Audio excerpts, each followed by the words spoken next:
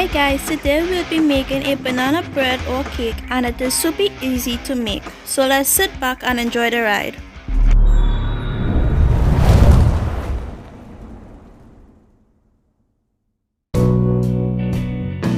So guys, our first pit stop today is to go make a banana bread / cake, whichever way you prefer to call it.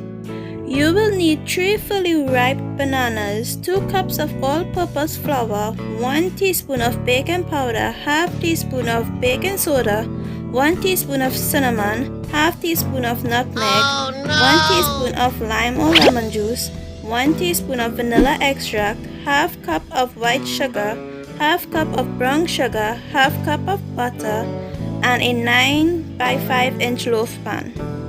Well guys, filming by myself once again here today. This was an unexpected video though.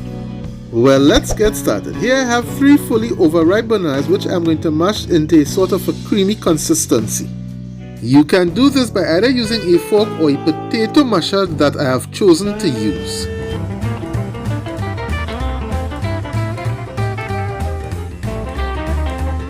As you can see, this is the creamy consistency that we are looking for. So we are right about there.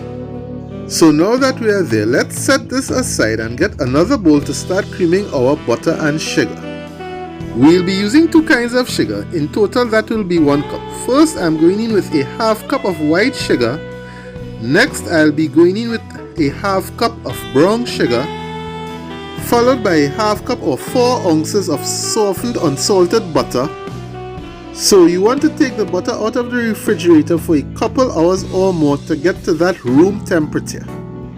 You can do this 1 or 2 ways, by hand using a wooden spoon or using a hand mixer.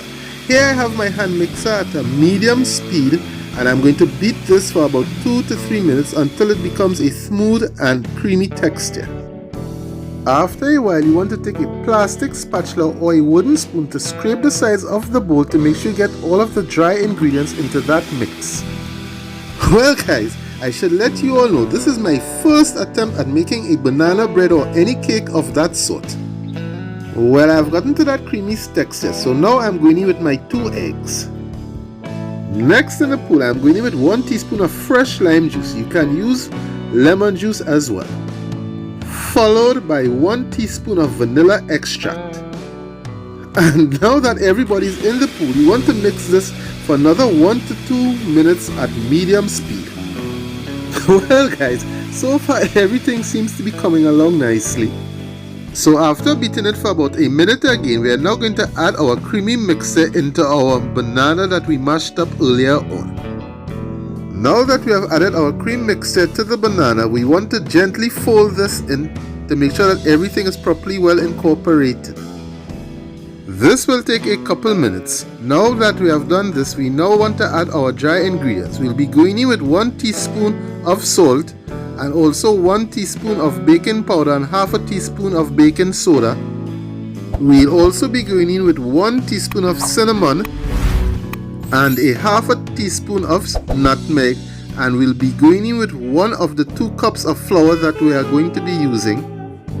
Now that you have added half of the flour, you want to fold this in gradually. This will take a minute or 2. After you've gotten the first batch folded in, you can add the last cup of flour now and begin to fold it in and make sure everything is properly well incorporated. When folding the flour, you want to make sure you scrape the sides of the bowl to get all that flour properly well incorporated. Well, now that the flour is incorporated, I'm going to be adding some milk. I have a ¼ cup of milk here. I'm using a little at a time. You just want to mix this until the milk is properly well incorporated and continue adding the milk as you go along because you want to get a smooth consistency, also not too thick or too thin. So guys, your oven should be preheating at 350 degrees at around this time. Well boys and girls, everything seems to be coming along nicely. It looks like I'm on the right lane. Now that everything is incorporated, here I have a 13 by 5 loaf pan which I have greased up properly. You can also use a 9 by 5 loaf pan as well.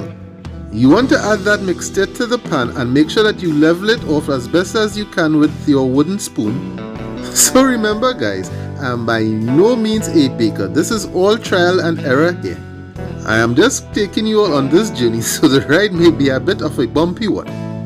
Now that you have gotten your mixture level off, you want to take your pan, give it a shake and a knock on the counter to make sure that all the air bubbles are out. After you have done this, you want to place it into the 350-degree oven and let it bake for 50 minutes to 1 hour, or until your toothpick or skewer comes out clean.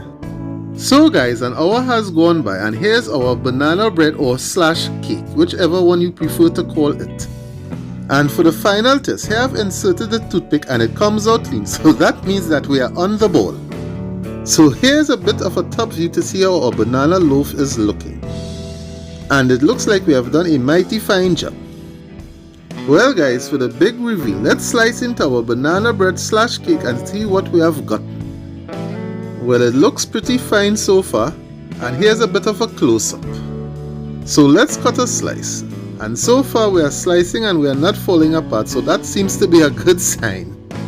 And here's our banana slice, and here I can tell you it is feeling nice and soft. Well, it looks like we have a winner here folks, so let's fasten our seatbelt and get ready for a drive-by. Let's go! Well boys and girls, here's our delicious banana bread or cake, and it was so tasty.